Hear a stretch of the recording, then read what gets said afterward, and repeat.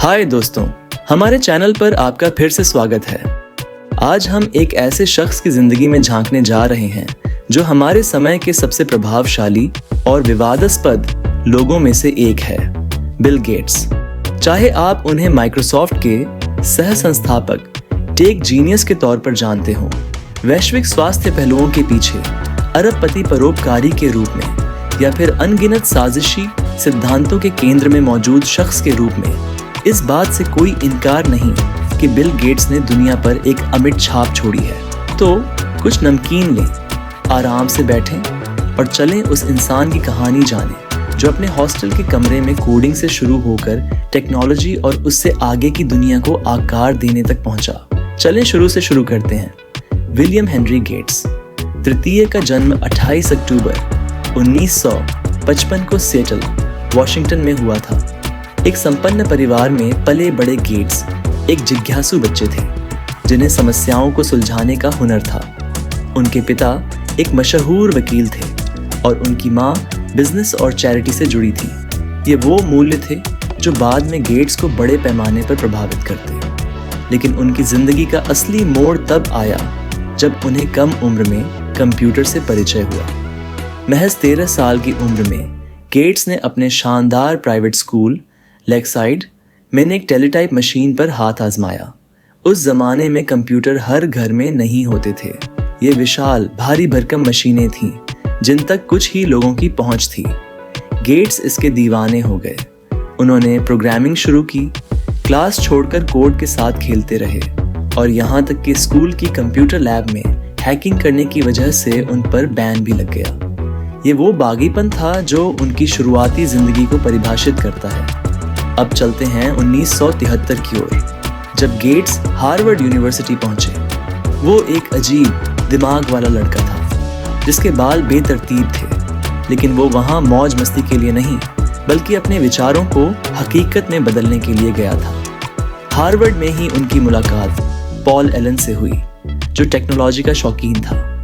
दोनों की खूब जमी और वो एक ऐसी दुनिया का सपना देखने लगे जहां कंप्यूटर सिर्फ बड़ी कंपनियों के लिए नहीं बल्कि आम लोगों के लिए भी हो। फिर 1975 में सब कुछ बदल गया। गेट्स ने अल्टेयर 8800 के बारे में एक लेख पढ़ा। ये एक बेसिक पर्सनल कंप्यूटर किट थी।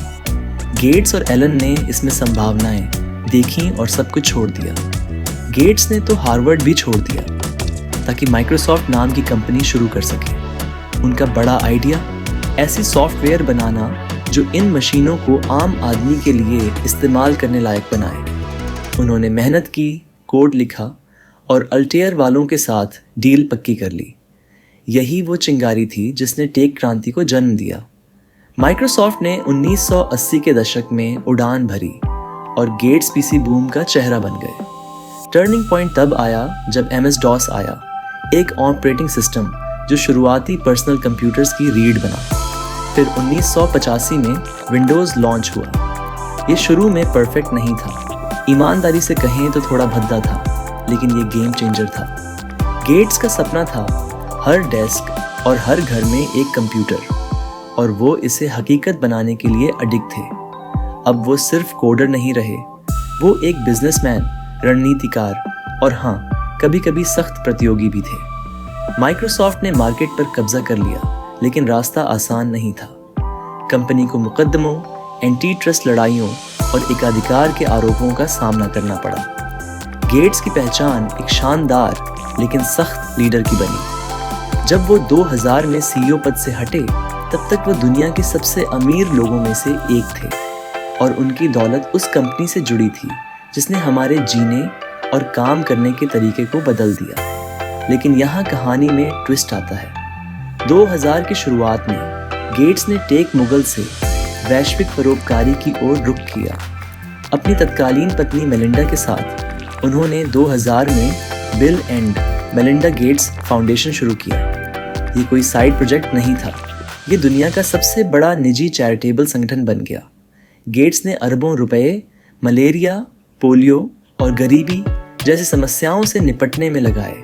वो डेटा और नतीजों के दीवाने थे और परोपकार को एक टेक समस्या की तरह देखते थे जिसे हल करना है, और ये काम किया उनके फाउंडेशन ने वैक्सीन और स्वास्थ्य कार्यक्रमों से लाखों जिंदगियां बचाईं, लेकिन विवादों से भी नहीं बचा। कुछ आलोचकों का कहना है कि उनके पास बहुत ज्यादा ताकत है। वो तय करते हैं कि कौन सी बीमारियों पर ध्यान देना है या विकासशील देशों में बिना स्थानीय राय के प्रोजेक्ट्स थोपते हैं, चाहे उन्हें प्यार करें या नफरत। गेट्स ने अरबपति परोपकारी होने का मतलब फिर से परिभाषित किया।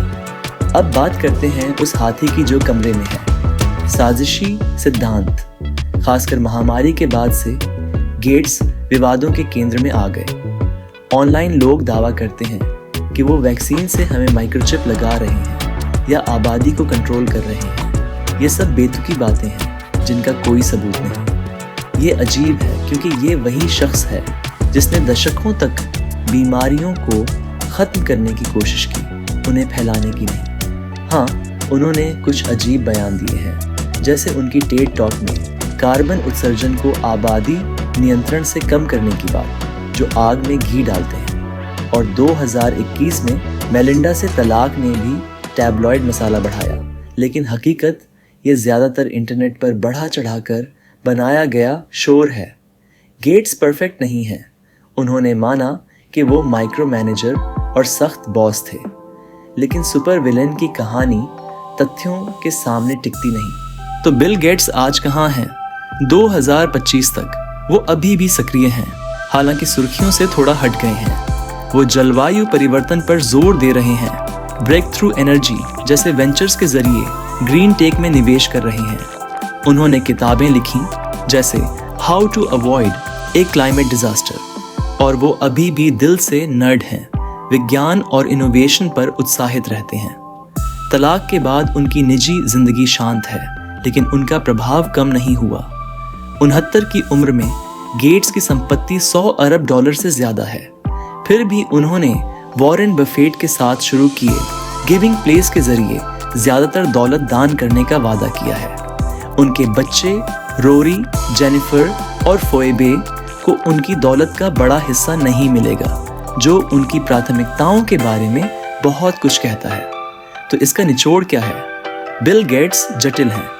वो एक दूरदर्शी हैं जिन्होंने टेक साम्राज्य बनाया, एक परोपकारी जिन्होंने लाखों जिंदगियां बदली, और आलोचनाओं का केंद्र, चाहे वो जायज हो या न हो। वो इस बात का सबूत है कि एक इंसान दुनिया को आकार दे सकता है, बेहतर या बदतर।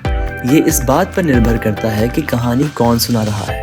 तो आप क्या सोचते हैं, जीनियस, विलेन या बीच का कुछ? अपनी राय कमेंट्स में बताएं। अगर आपको यह वीडियो जानकारी पूर्ण लगा तो इसे लाइक और शेयर जरूर करें। ऐसे ही और रोचक विषयों पर वीडियो देखने के लिए हमारे चैनल को सब्सक्राइब करें।